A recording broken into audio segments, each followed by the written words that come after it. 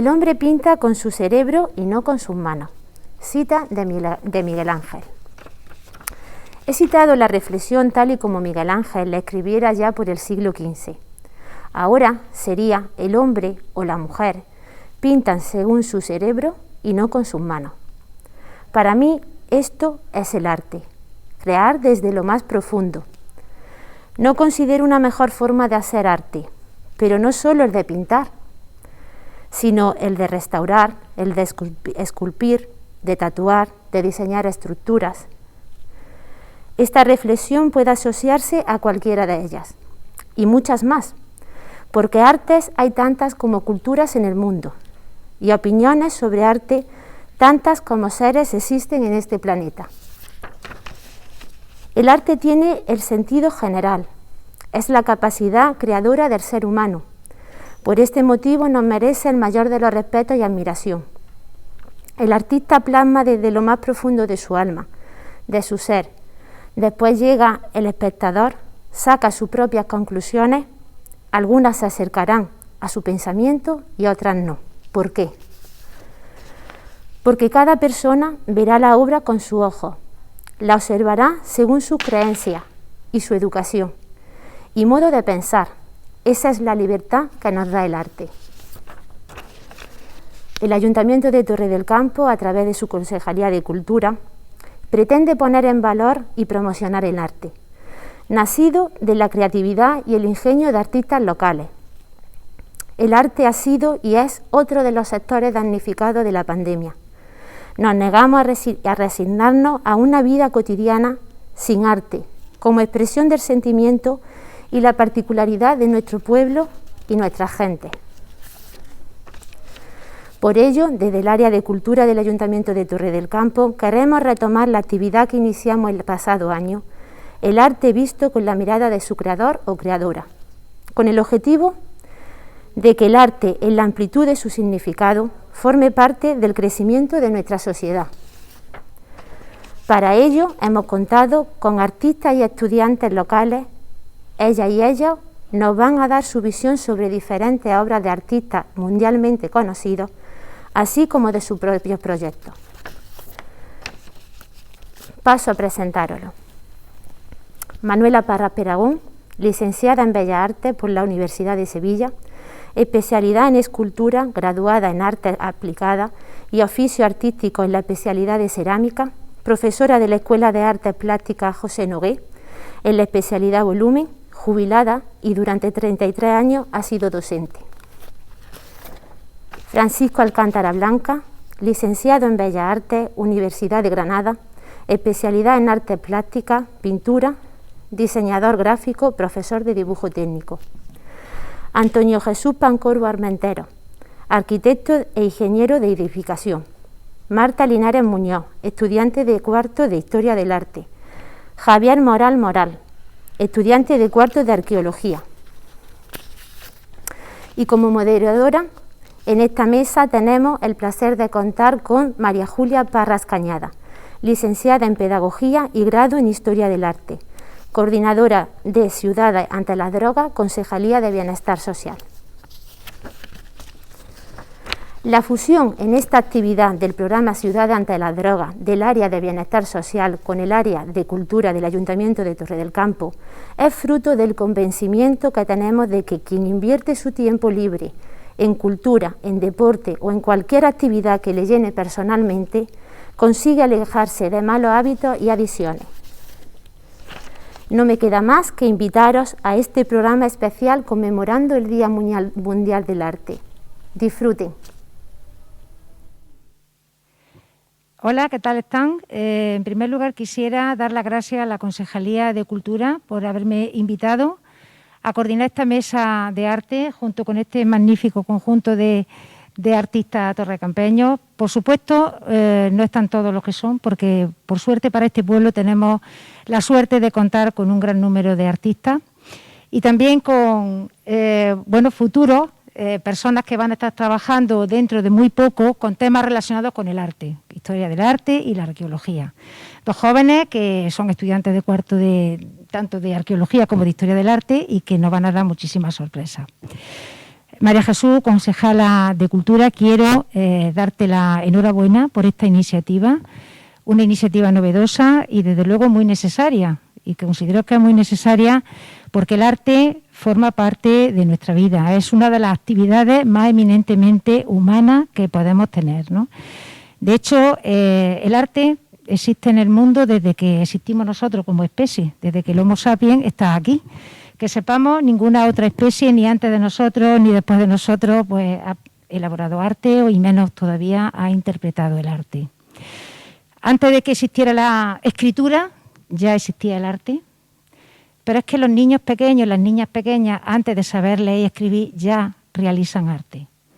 Escogen un color, realizan unos trazos, y cualquier persona del mundo, independientemente de la cultura que tenga, independientemente de su lenguaje, son capaces de más o menos interpretar lo que nos quieren decir, de emocionarse con esos trazos, porque sin lugar a dudas el arte es un lenguaje eminentemente universal y eminentemente humano.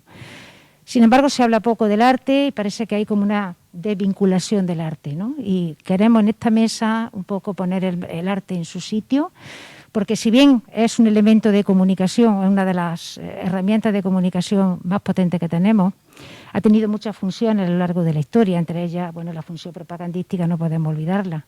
Siempre el arte ha estado del lado del poder, porque el poder siempre ha sabido de la capacidad de persuasión del arte. Pero es que esa capacidad de persuasión del arte también nos sirve hoy en día y le sirven a los artistas para ponernos delante de nosotros montones de problemas que existen y que vamos, por otra parte, a analizar en esta mesa. Finalmente, quiero añadir una nueva dimensión como coordinadora de Ciudad ante la Droga, y es que el arte sirve también como elemento de prevención. Ya lo ha comentado anteriormente la concejala María Jesús. Sabemos que el arte se ha utilizado desde un punto de vista terapéutico para personas que tienen problemas de consumo de drogas, utilizan el arte, pero es que en sí mismo el arte es un elemento de prevención. Ya nos lo dirán los propios artistas, porque cuando una persona se mete en este mundo, el arte es su propia droga, igual que las personas que están en los deportes, igual que las personas que están en la música. Entonces son elementos de prevención en sí mismos. Bien, yo ya creo que he dicho lo que es para mí el arte, entonces voy a dar la palabra, bueno, a las personas que me acompañan, que también tienen su propia opinión sobre el arte, porque hablar de lo que es el arte podríamos estar todo el día y no terminábamos, pero cada uno de nosotros y de nosotras tenemos una opinión de lo que es el arte. Así que si os parece, vamos a empezar por Marta. Marta, ¿qué es para ti el arte? Hola, ante todo, gracias por invitarme. Y bueno, la definición de arte no es una definición fácil, todo el mundo lo sabe, no se sabe a ciencia cierta qué es el arte, pero bueno, lo universal, lo que se dice sobre el arte es que el arte es todo aquello que llamamos arte. Si yo quiero que una botella sea arte, una botella va a ser arte. Pero personalmente para mí el arte es una forma de conocer a las personas, porque el arte es todo aquello que transmitimos. Conociendo el arte, conocemos a la persona, su historia, su vida, en fin. Para mí es el arte. Javier, ¿qué opinas? Para mí, en gran medida, el arte es una forma de gestión de nuestras emociones y nuestros sentimientos. A fin de cuentas, es una de las expresiones más puras del ser humano. Fran, ¿qué nos dices del arte? Bueno, pues yo creo que el arte ante todo es un medio de comunicación entre un ser humano y el resto de seres humanos. Y por supuesto es un filtro plástico, un filtro lingüístico o sonoro, que también enlaza lo que es lo real y lo imaginado. Entonces, pues como ese medio, ¿no? Pues es capaz de unir a dos seres humanos o más, claro. Ahí está su poder. Manuela, ¿qué nos dice del arte? Hola. Pues el arte para mí es un lenguaje universal, a través del cual el artista se comunica con el espectador, utilizando diversos materiales, imágenes, símbolos, colores, texturas e incluso sonidos y olores. Antonio. Hola, buenas tardes. Buenas, ¿qué nos dice del arte? Pues para mí el arte al final es cualquier actividad o producto que con una finalidad estética o de transmisión de la comunicación, al final va a ser relacionarnos con otra persona y esa persona nos da su punto de vista de cómo se expresan. Entonces, a través de esa expresión es cómo nosotros nos socializamos con el resto de la humanidad. Y yo creo que eso es para mí el arte. Yo creo que entre todos los puntos de vista que estamos aquí, que somos de áreas distintas y complementarias, bueno, podemos acercarnos un poco a lo que es el arte.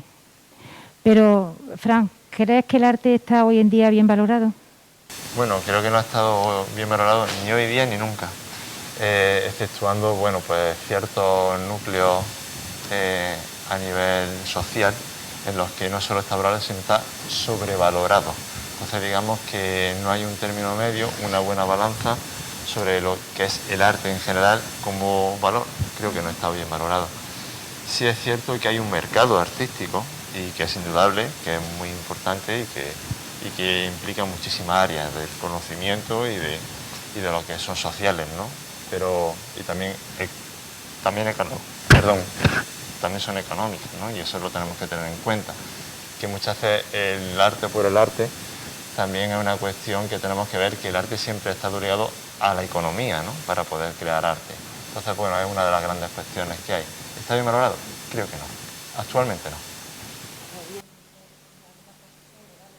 En otros casos muy infravalorado. Entonces, porque la cuestión económica quizá influye más de lo que debiera. Marta, ¿tú qué opinas? Pues estoy muy de acuerdo con él.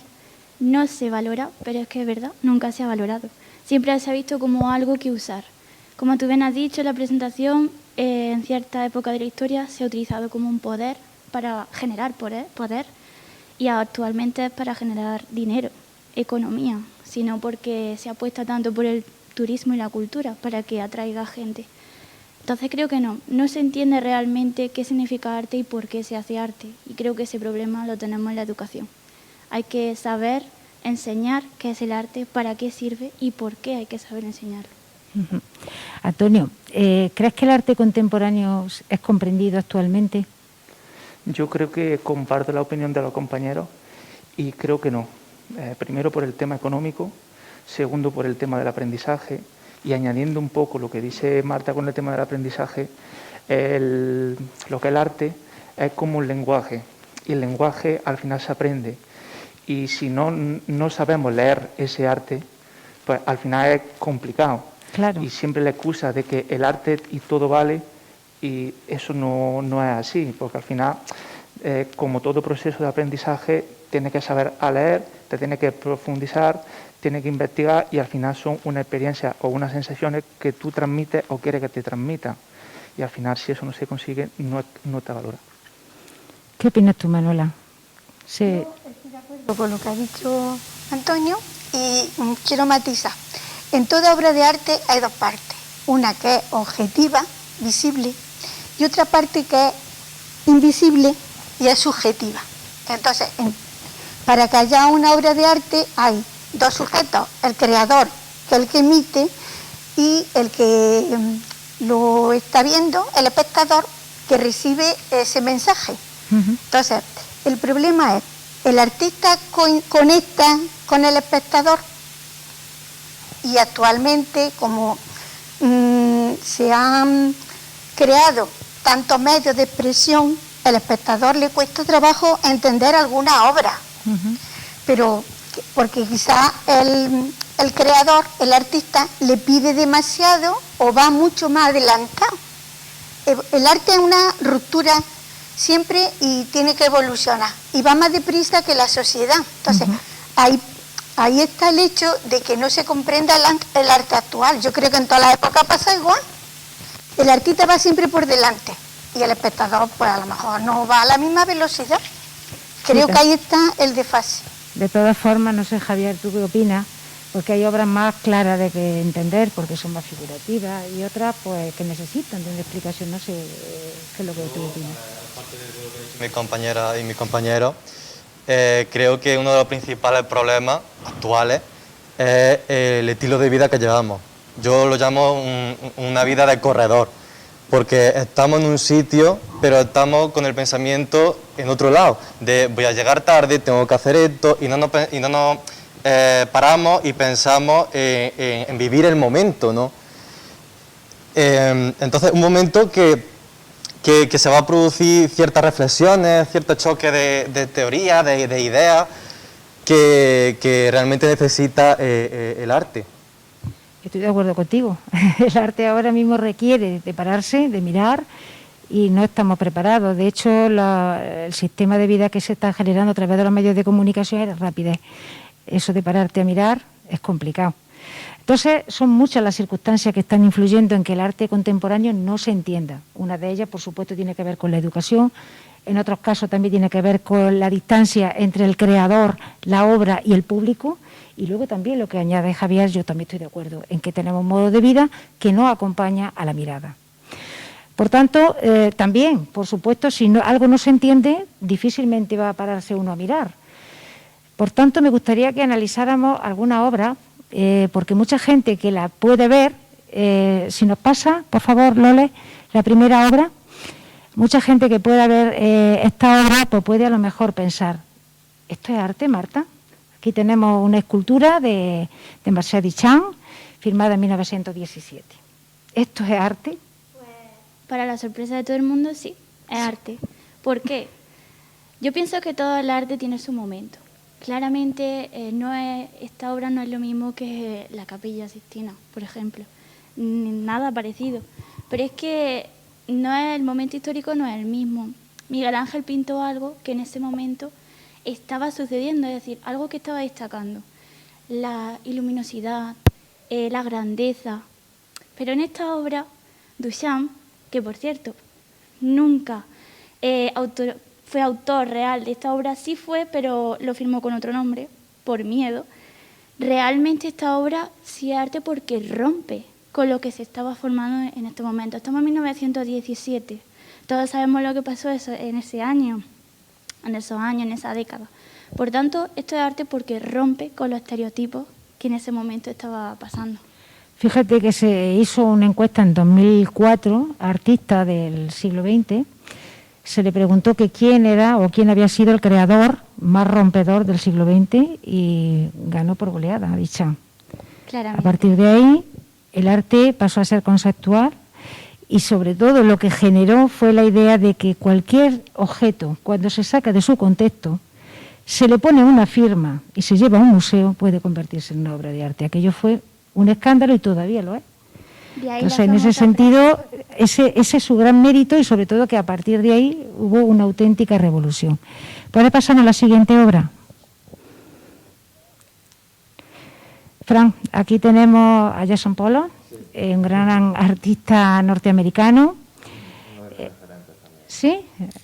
Bueno. Claro, aquí tenemos a Jackson Pollock, como dice, y es muy curioso, como bien ha estado hablando antes de arte terapia, ¿no? Como asociamos, porque yo creo que precisamente Jackson Pollock fue uno de los pioneros en este tema, sin saberlo, porque incluso siguiendo los patrones de dripping que él iba haciendo, que fue la técnica que fue innovando, ¿no? Y fue desarrollando, porque aquí tenemos uno de los cuadros que fue El guardián del secreto, ¿vale? Que se ve la figura totémica, que claramente se ve pues la influencia sobre los indígenas norteamericanos, ¿no? Como su pintura pues, va evolucionando hacia algo mucho más liberal, incluso creando lo que es la teoría del caos, que posteriormente fue estudiada por matemáticos, ¿no? Lo que es el dripping y cómo entendía la pintura como una sesión de arte terapia, precisamente porque luego incluso se ha pensado, analizando sus pinturas, que podía tener incluso trastorno bipolar, ¿no? Por cómo fue llevando todo esto. Y entonces es muy curioso cómo se enlaza la teoría del caos y la terapia del propio artista y cómo intenta conectar con el espectador, no como una obra de arte, sino como una sesión artística, ¿no? Entonces fue también como un inicio del performance. Es muy curioso. De hecho, decían que no sabía dibujar, pero bueno, me falta que lo hacía, ¿no? Porque la creación artística no siempre es saber técnicamente desarrollar una obra, sí, ¿no? Se entiende como dibujo académico, ¿no? Exactamente. ¿Podemos ver la siguiente obra? Anula. Aquí tenemos dos grandes escultores. Tenemos a Miguel Ángel, tenemos a Rodin, en dos momentos de su producción muy distintos, coincidentes quiero decir. Son dos artistas, uno es del siglo XV, otro es del siglo XIX, pero me refiero a que las dos obras que tenemos, una es de la juventud y la última, la parte de abajo, es de cuando ya son más mayores.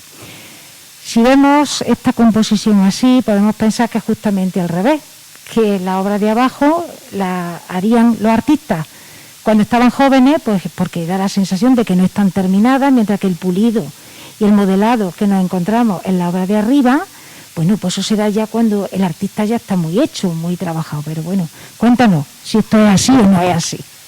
Pues en la de Miguel Ángel, la primera piedra es más académica, está más acabada,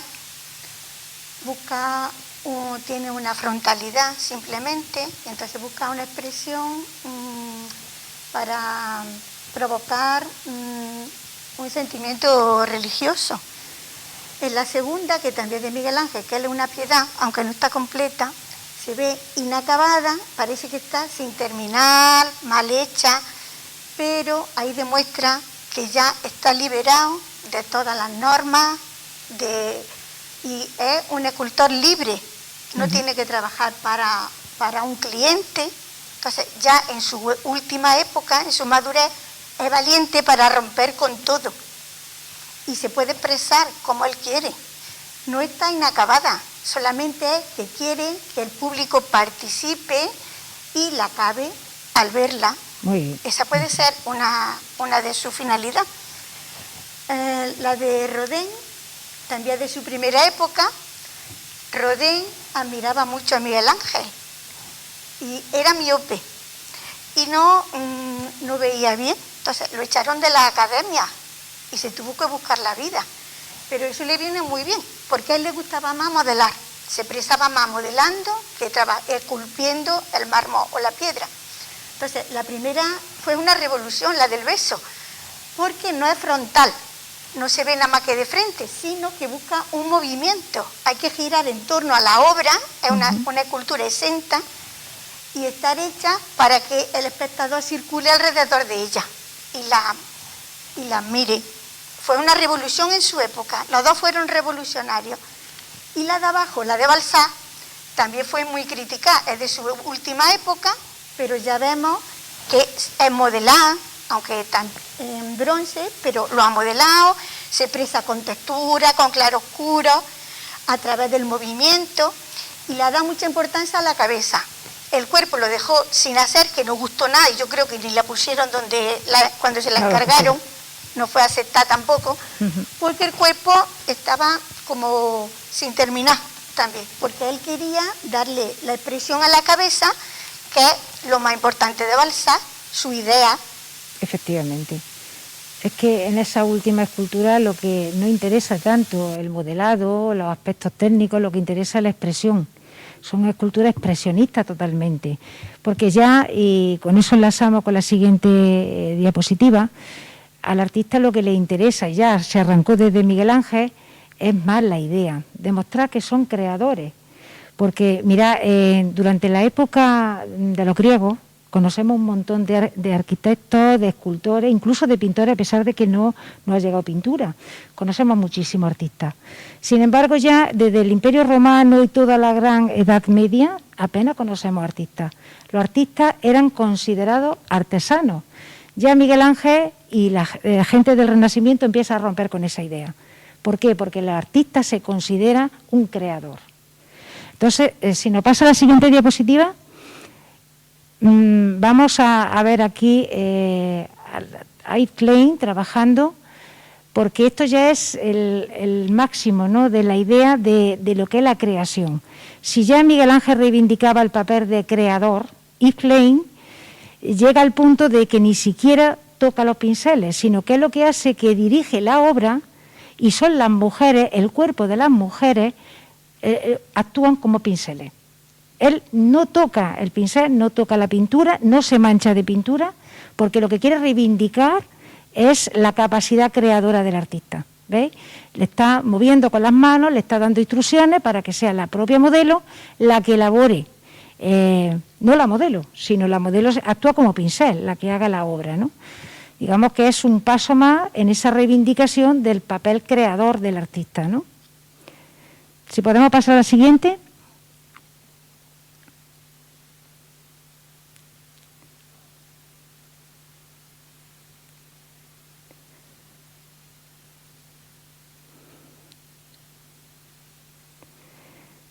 Bueno, Marta, provocación plena y dura, ¿no?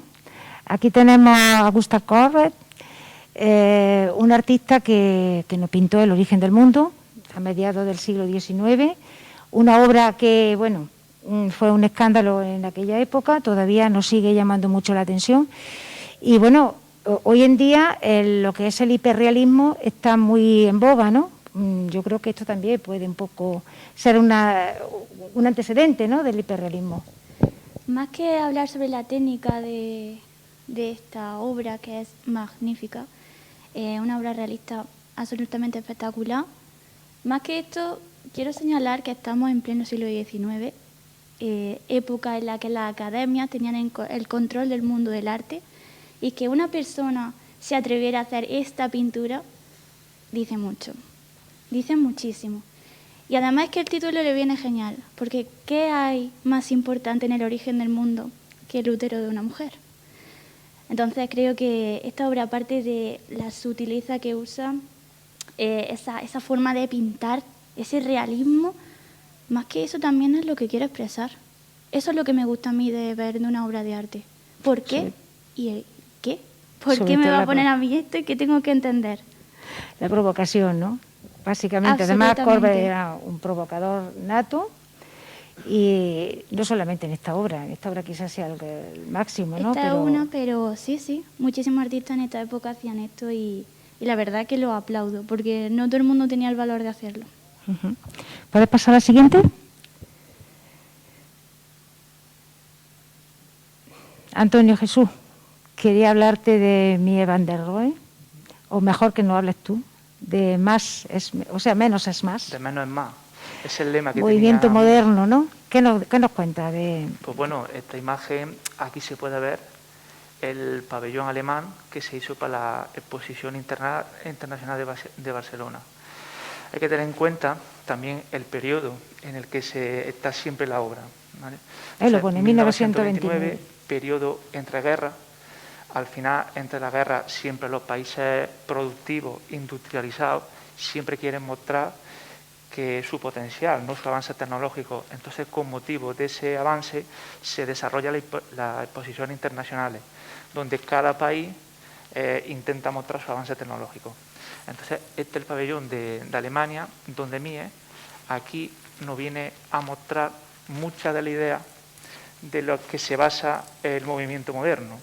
Entonces, es un punto de inflexión en el que toda la idea antigua de concepción del Art Deco que venía, que era de la última que estaban pegando fuerte en Francia, pues al final rompe con todo, intenta integrar en un único espacio todos los elementos, y al final las paredes, los elementos verticales separadores de espacio, lo integra en un único espacio. Y al final ese concepto que ahora vemos tan normal, ¿no?, de integrar todo el espacio en uno, que el elemento divisorio sea uno más, ¿no?, de intentar decorar o tratar ese elemento singular para que se introduzca dentro del espacio, pues yo creo que lo consigue aquí. Interior y exterior conectan perfectamente dentro del edificio. Las láminas, los reflejos, la exposición del material conforme es, sin tener que decorarlo, sin tener que revestirlo, al final se muestra honesto, ¿no?, el material y lo que es la arquitectura en sí. Y al final se puede considerar uno de los padres de la arquitectura moderna. Lo que se está construyendo ahora tiene mucho que ver con esto, pienso yo, ¿no? Totalmente, parte, ¿no? La arquitectura japonesa. Si nos vamos a los arquitectos japoneses contemporáneos, todo se basa en la idea del movimiento moderno. ¿Puedes pasar a la siguiente?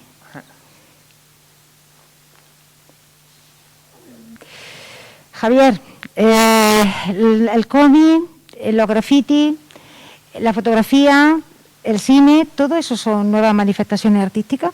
Por supuesto que sí, son otra forma de expresión del arte, y me gustaría destacar el cine, sobre todo porque es una de las expresiones que aúna a todas. Hay escultura, hay pintura, literatura, fotografía, hay de todo, y es meramente impresionante. Y después tenemos los grafitis, que que no son lo que entiende la gente como vandalismo, ni esos nombres egocéntricos, sino que hay verdaderas obras de arte que tienen el mismo derecho de ser reconocidas como un cuadro de Velázquez. Vaya. De hecho, tiene un carácter muy reivindicativo, lo que comentábamos, esa función del arte para llamar la atención sobre determinados problemas sociales, como por ejemplo el caso de Lichtenstein. Bueno, pues en este caso este artista, un artista norteamericano dentro de la cultura pop, que utilizaba mucho lo que era el cómic con la finalidad de llamar la atención y de denunciar sobre el tema del consumismo y de la cultura capitalista, ¿no? Y en ese mismo sentido, si nos pasa la diapositiva, Loles, por favor, vamos a comentar también una obra muy interesante, este cartel de Guerrilla Girl, porque, mirad, en 1985, me parece que fue, se celebró en el MoMA, en el Museo de Arte Moderno de Nueva York, una exposición en la que participaron un total de 169 artistas. De esos 169 artistas, solamente 3 eran mujeres. A la salida de la exposición había un grupo de mujeres con esa cabeza de gorila, reivindicando el papel de la mujer en el arte, porque estábamos hablando de finales del siglo XX, la mujer siempre ha estado apartada del arte, ha participado, pero incluso los hombres han firmado por ella, eso ha ocurrido, ¿no? Bueno, pues ya reivindicaban su papel, su presencia dentro del arte. 5 años después elaboran este cartel en donde dicen: tenemos las mujeres que estar desnudas para estar dentro de un museo. Menos del 5% de las artistas de las sesiones de arte moderno son mujeres, pero el 85% de los desnudos son femeninos. Y utilizaban una obra de Ingres donde habían colocado la cabeza del gorila, además es su seña de identidad, esa cabeza de King Kong, para reivindicar el papel de la mujer en el arte. Por tanto, aquí tenemos otra muestra, porque, bueno, aunque ellas hicieron esta obra en 1995, todavía siguen trabajando por reivindicar el papel de la mujer en el arte, porque es algo que todavía, sabemos que hay muchas mujeres artistas, pero todavía no se ha conseguido una equiparación ni a nivel de galería, es decir, de exposiciones en museos, ni tampoco a nivel económico. Así que trabajo por delante. ¿Podemos pasar a la siguiente diapositiva?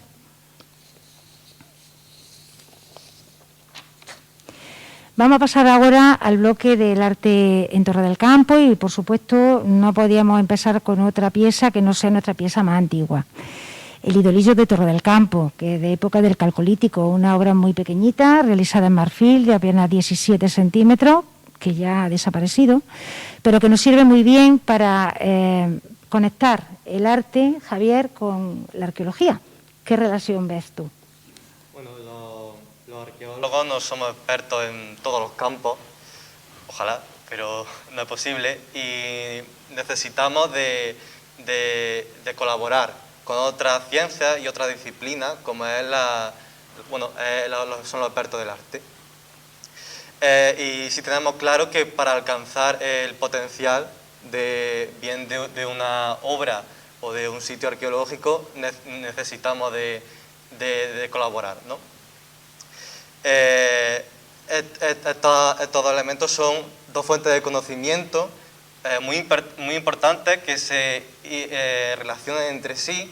El ámbito arqueológico, utilizando técnicas de análisis, como por ejemplo la fotografía, el dibujo, entre otros, y los expertos del arte participando en proyectos de investigación o divulgando la obra arqueológica, incluso utilizando como base de sus exposiciones.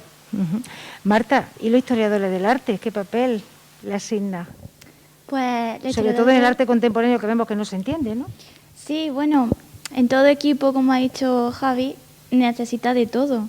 Necesita un arqueólogo, necesita un historiador que te ambiente la época y, por supuesto, necesita un historiador del arte que te diga qué es, por qué se ha hecho y si hay un artista, saber más de ese artista. Y yo pregunto aquí a todo el mundo, ¿por qué la historia del arte, que es una ciencia que se ha estudiado tantísimo y que ha tenido muchísimo prestigio a lo largo de la historia, en pleno siglo XXI, no sirve para nada, según mucha gente?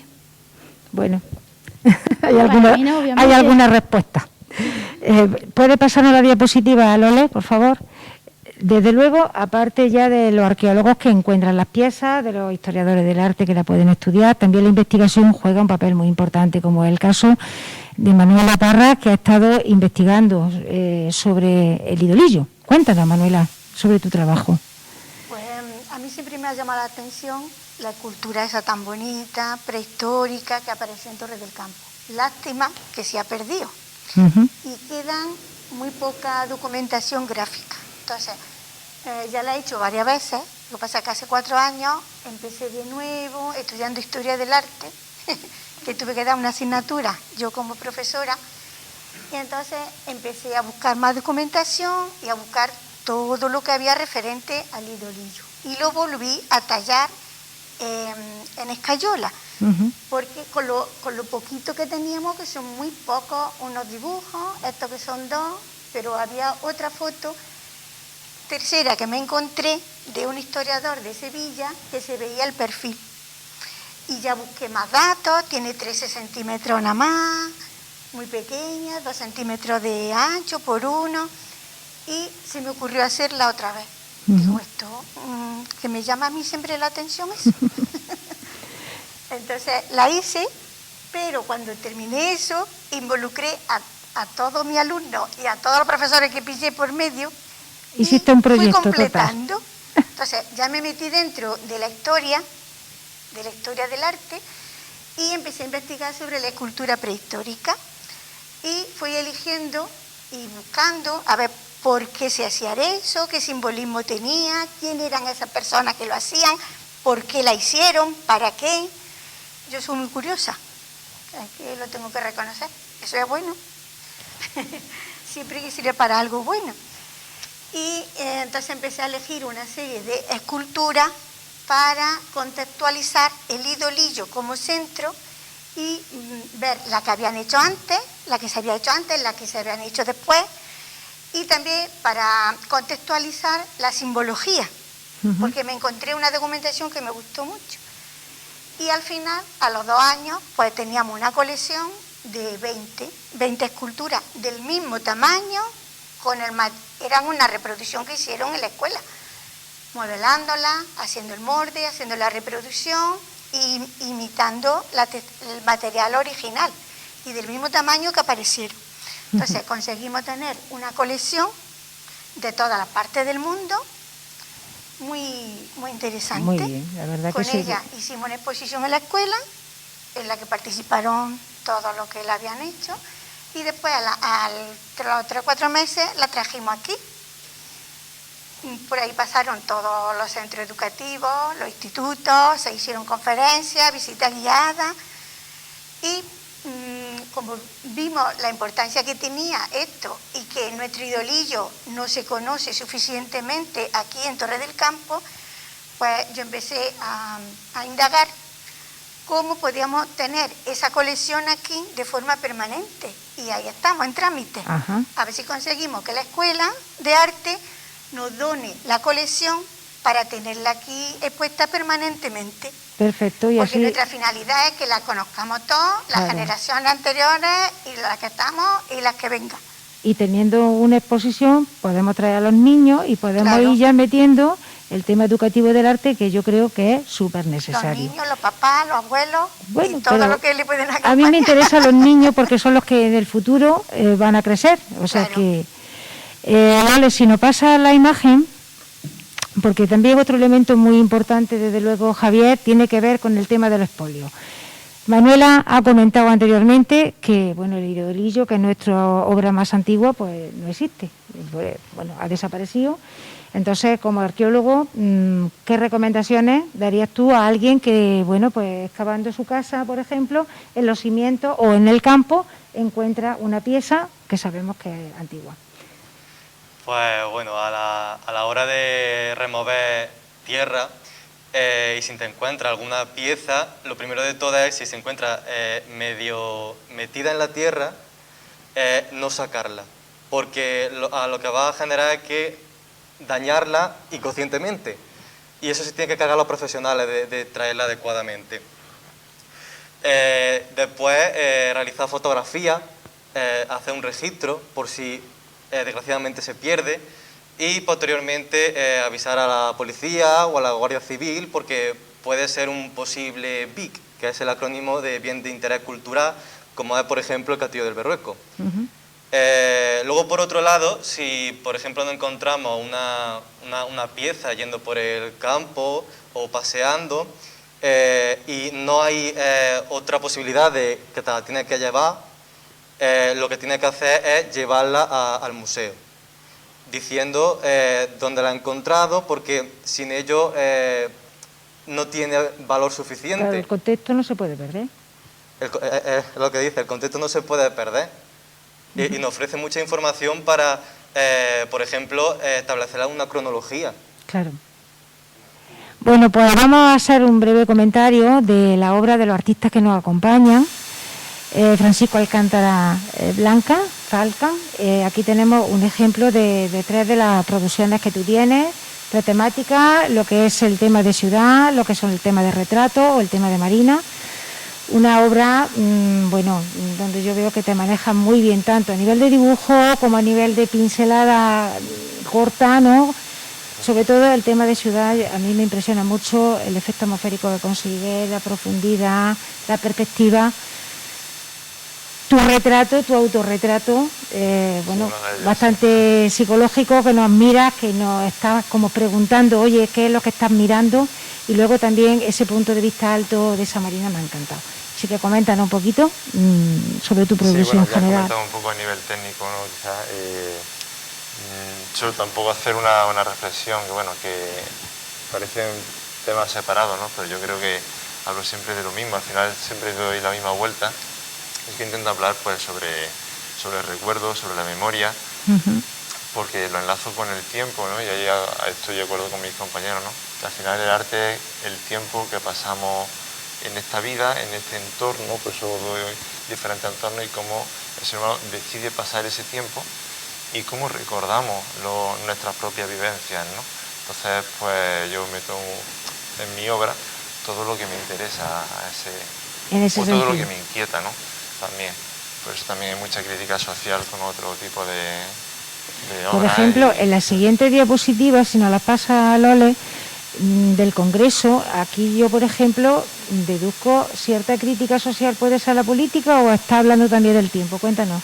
Hablo un poco de todo, sí. De las dos cosas, ¿no? Porque fijaos claro, que se ve los ladrillos que caen del suelo, ¿no? Prefiero escuchar hablar sobre lo que la obra denota en el espectador que hablar yo mismo de mi obra, porque me parece redundante, porque ya está, ¿no? Pero pero puede ser que se interprete mal, ¿no? Creo que es importante que hagamos una reflexión sobre el paso del tiempo, lo que ven ahora, ¿no? Que estamos metidos en una cierta vorágine como en este sistema y nos tenemos que parar un poco a ver qué hacemos con nuestra vida, cómo pasamos nuestro tiempo en nuestro entorno y cómo cambiamos nuestro propio entorno y cómo eso nos está influyendo como especie sobre nuestro planeta y cómo podemos cambiarlo. Y creo que todavía estamos a tiempo, aunque estemos ahí un poco en la línea. La función social del arte, que es magnífica, que hay que reivindicarla. Pasa, Lole, la siguiente diapositiva. Bueno, aquí tenemos dos obras de Manuela Parra, que la conocemos todos porque la tenemos en nuestro espacio público, en la plaza. Aquí tenemos el aceitunero y la aceitunera. Y luego tenemos en el pabellón, tenemos también otra representación, una obra que yo veo también magnífica, muy esquemática, muy a la esencia, ¿no? de lo que tú quieres expresar, ¿no, Manuela?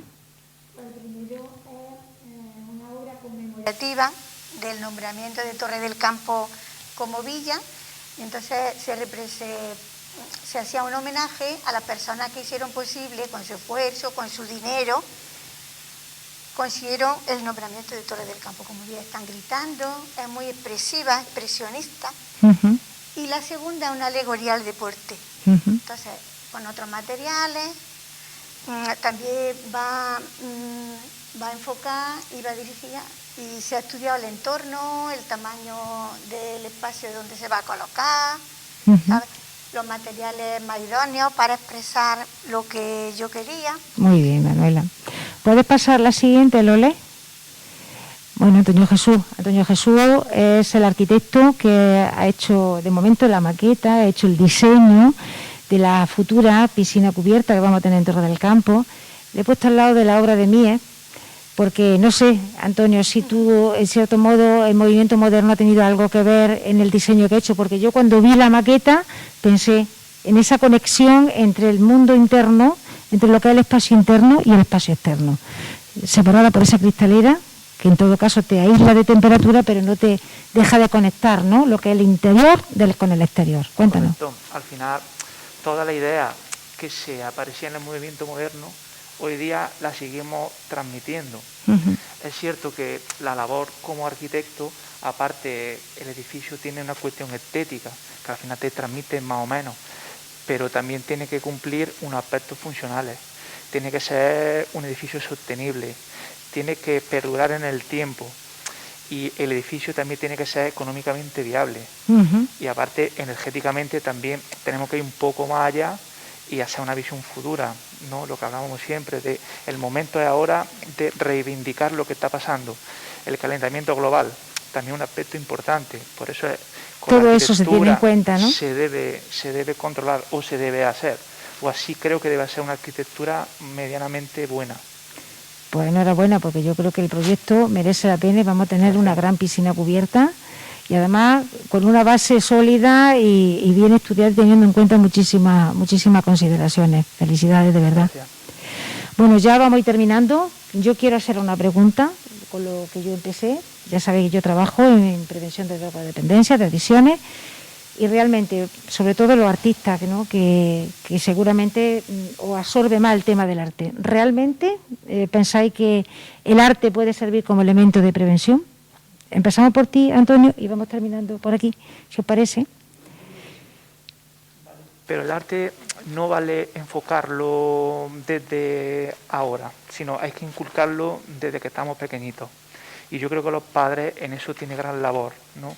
En meter el arte o cualquier proceso creativo en el ámbito normal de cada persona. Entonces el niño se va, o el niño o la niña, cuando son críos, al final toda esa información la cogen y lo toman como un hábito normal. Es claro, como el deporte. Si tú tienes cultura del deporte, al final esos hábitos los va a tener siempre. Es lo que hablaba antes del lenguaje. Si desde pequeño está viendo y está aprendiendo ese lenguaje, al final tú tienes tu capacidad y tu mente la tienes siempre ocupada en algún proceso, y eso puede evitar que nos quitemos del mundo de la droga. Manuela, ¿qué opinas? El arte llena mucho vacío y más el aprendizaje, y te hace crecer como persona. Entonces, los adolescentes sobre todo, que están un poco perdidos, que tienen muchos traumas, y cuando encuentran el arte, y por ejemplo en la escuela donde yo he estado dando clases, los que iban muy despistados, que habían sufrido bullying, que no sabían por dónde tirar, una vez que han llegado allí y han visto que todo se tolera, que allí no se tiene en cuenta si eres diferente, entonces ellos han crecido como personas y han salido fortalecidos. Fran. Yo creo que sí, que estoy de acuerdo con mis compañeros, creo que tienen en todo, simplemente hacer un carácter reivindicativo. Yo siempre soy un poco reivindicativo. Me parece soy muy docente y también trato a niños de entre 12 y totalmente adultos, y lo que sí estamos viendo día a día es que nos falta apoyo a nivel institucional para que el arte se convierta en una de las salidas hacia esa problemática que nos acontece a todos. Ya hemos visto incluso con situaciones tan duras como la que estamos viendo pandémica, como el arte ha sido una vía de escape no solo para gente con problemas, sino para gente que pensamos que no tenía problemas. Efectivamente. Entonces, pues no hay el suficiente apoyo a nivel institucional sobre asignaturas artísticas, sobre carreras artísticas y sobre todo lo que engloba el arte, que al fin de cuentas es lo que salva el alma, ¿no? Y bueno, para eso están muy bien todas estas cosas, ¿no? Para reivindicar también todo esto. Yo estoy totalmente de acuerdo contigo. Hay quizá demasiado apoyo a la parte técnica y la parte humana está un poquito dejada de lado. Entonces debemos de luchar entre todos por compensar. Se trata de aunar, efectivamente, no de apoyar más uno de otros, sino no, de compensar un poquito más, porque ambas cosas son muy necesarias. Javier, ¿tú qué opinas? Yo compañeros, y creo que es el sustitutivo perfecto de cualquier adicción, ya que en el arte puedes volcar todos tus problemas, puedes buscar una solución. Yo también estoy de acuerdo contigo. Es una reflexión interna. Tiene una salida y tiene algo donde refugiarte y evadirte, ¿no? Marta. Yo te voy a contestar con una frase. El arte fue mi droga, es mi droga. ¿Por qué no utilizar el arte en vez de una droga de verdad que te haga daño? Bueno, pues ya vamos a ir terminando. Quiero daros de verdad las gracias a todos vosotros y a todas vosotras por haber acompañado en esta mesa hoy aquí. De verdad que ha sido un placer, ha sido una cosa muy enriquecedora, por lo menos para mí, y muy agradable porque yo soy una auténtica amante del arte, estudié Historia del Arte por amor al arte, sin lugar a dudas, y entonces para mí esta mesa, pues bueno, me ha encantado y además la hemos podido unir con mi trabajo mejor que mejor. Así que muchísimas gracias, me he sentido muy acompañada y yo creo que, bueno, algunos mensajillos han calado y yo creo que hemos cumplido con el objetivo. Y a todos ustedes muchísimas gracias por su atención y espero que hayan disfrutado con esta mesa de debate con motivo del Día Mundial del Arte.